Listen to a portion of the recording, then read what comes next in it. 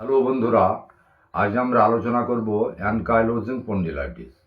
Ankylosing spondylitis হচ্ছে মেরুদণ্ডের এক ধরনের বাত। এই অ্যানকাইলোজিং স্পন্ডিলাইটিস সাধারণত 20 থেকে 40 বছরের ছেলে মেয়েদের বেশি হয়, বিশেষভাবে ছেলেদের বেশি হয়। মেরুদণ্ডের মধ্যে যে স্পাইনাল কর্ড থাকে তার যখন প্রদাহ হয় তাকে তখন বলে স্পন্ডিলাইটিস। মাজায় অসহ্য ব্যথা, মেরুদণ্ডের ব্যথা, ঘাড়ের ব্যথা ইত্যাদি হয়। এই ব্যথা হইতে মুক্তি পেতে গেলে কি করবেন সেই সম্পর্কে আমি একটু আলোচনা করব। আপনারা যদি নিয়মিত কিছুদিন যোগাসন অভ্যাস করেন তাহলে নির্মূলভাবে স্পন্ডিলাইটিস থেকে মুক্তি পেতে পারেন। যাদের অল্প ব্যথা তারা এই যোগাসনগুলি অবশ্যই অভ্যাস করবেন, আর যাদের অসহ্য ব্যথা তারা ডাক্তারের পরামর্শ নিয়ে যোগাসনগুলি করবেন। এখন আমি যোগাসনগুলি দেখিয়ে দিচ্ছি। যাদের স্পন্ডিলাইটিস আছে, মেরুদণ্ডের বা মাজার ব্যথা, তারা সামনে দিয়ে কখনোই ঝুঁকে কাজ করবেন না। বসে থাকবেন স্ট্রেট, এইভাবে বসে থাকবেন না, সবসময় স্ট্রেট বসে থাকবেন। আর যে আসন আমি কয়েকটি দেখাচ্ছি সেগুলো করবেন, সুস্থ থাকবেন। প্রথমে যেটা দেখাবো ভুজঙ্গাসন। স্ট্রেট হয়ে শুবেন, দুই হাত কাঁধের পাশে রাখবেন, বুকের পাশে, দুই পাশে এইভাবে তুলে দিবেন। আপনারা প্রথমে এভাবে যদি না পারেন এভাবে করলেও অসুবিধা নাই। আস্তে আস্তে অভ্যাস হলে তখন এইভাবে করবেন, নাভি পর্যন্ত উঠে যাবে। এইভাবে 30 থেকে 40 সেকেন্ড থাকবেন।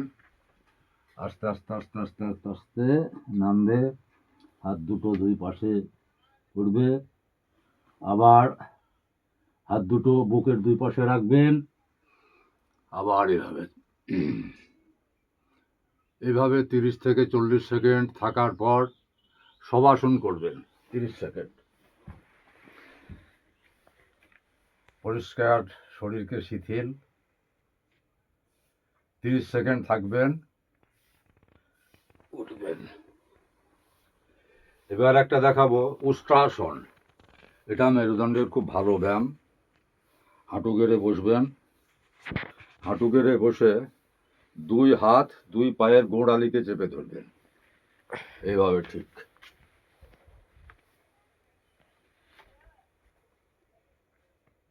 পেট সামনে যতটা পারবেন এগিয়ে দিবেন। এইভাবে 30 থেকে 40 সেকেন্ড থাকবেন। তারপর আস্তে আস্তে আস্তে আস্তে ছেড়ে দিবেন। পুনরায় আরেকবার করবেন, দুবার করবেন।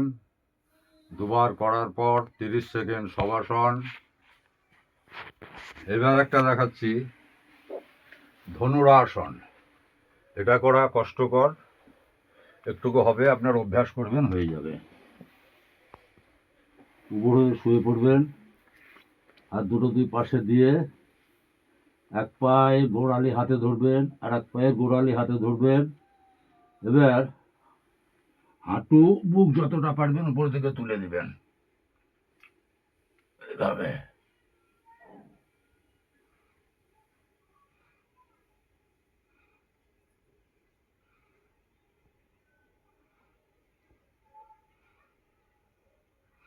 আস্তে আস্তে আস্তে আস্তে পা ছেড়ে দিবেন, নামাবেন, আবার রিল্যাক্স 30 সেকেন্ড শবাসন। আর একটা আসন করবেন পবনমুক্ত আসন। দুই পা উঠবে, হাঁটু দুটোকে বুকের মধ্যে চেপে ধরে থাকবেন।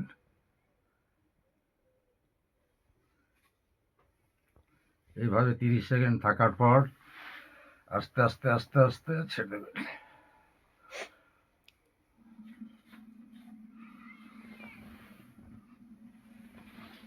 এইভাবে নিয়মিত যদি আপনারা এই আসন কটা করেন, আর ক্যালসিয়াম ভিটামিন ডি যুক্ত খাবার খান, তাহলে দেখবেন স্পন্ডিলাইটিস থেকে মুক্তি পাবেন। নমস্কার। চ্যানেলটি ভালো লাগলে অবশ্যই সাবস্ক্রাইব করবেন।